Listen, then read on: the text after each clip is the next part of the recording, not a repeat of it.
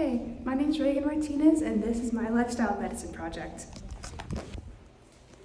And in this video, I'm going to be talking about how people with dementia can keep up their physical activity. Let's first start off by talking about what even are the 6 pillars? The 6 pillars are in place to help us maintain a long and healthy lifestyle. There's 6 of them, as stated, and they are Social connections, nutrition, stress management, restorative sleep, physical activity, and avoid risky substances. Sleep. You should at least be getting 7 to 8 hours every single night. Stress management. Stay calm. It'll all be okay. Try some yoga or meditation. Avoid using risky substances. Excessive alcohol and tobacco use is not good. 21 and older can have it once in a while. Under 21, don't do it. Having positive social connections and relationships can affect your emotional, physical, and mental health, which is why it's important to keep such great relationships around with you. Nutrition. You should be keeping a Mediterranean-type diet, also including your colorful fruits and vegetables. But let's not forget the main reason why we're here, the physical activity pillar. It is important to remember that physical activity and exercise can have either a positive or negative outcome in our lives. So to make sure we do the positive one, we should work out 2 to 3 times a week to improve your health and resiliency.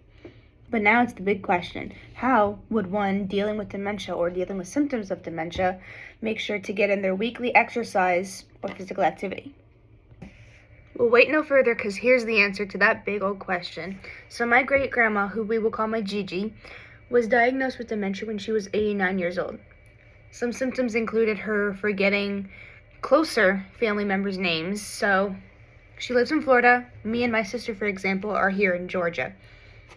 And she would forget my baby cousin's names. She would get them mixed up with my aunt or some uncles. She would confuse more relatively closer family members' names. And another thing she would forget is also her appointments.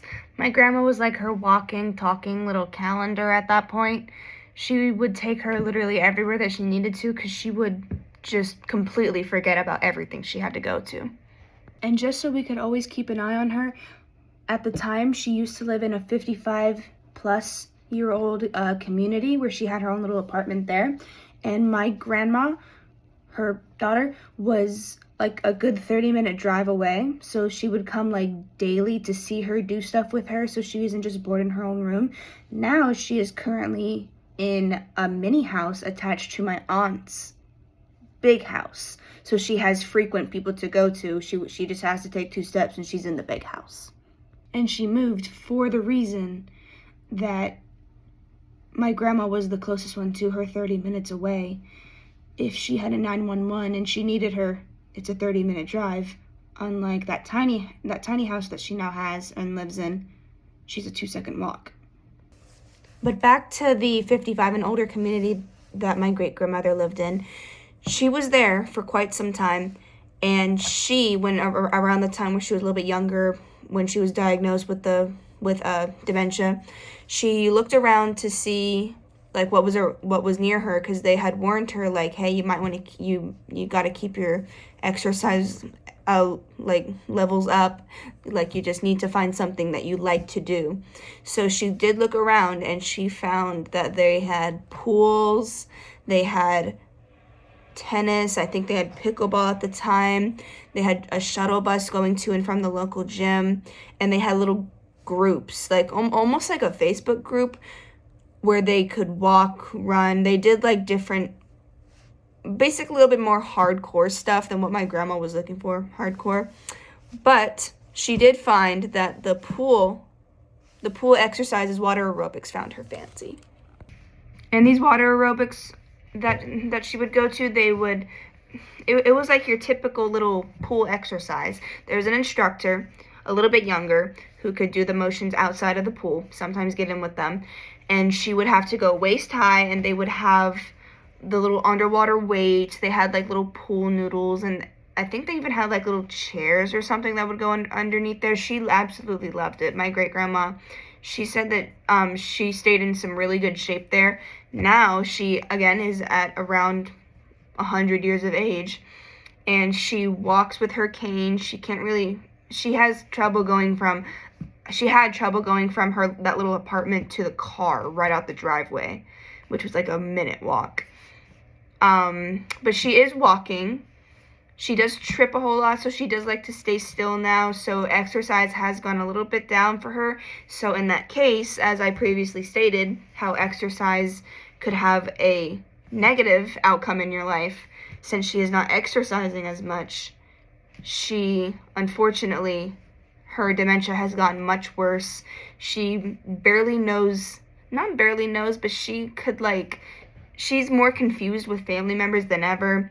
She could almost never forget her card numbers.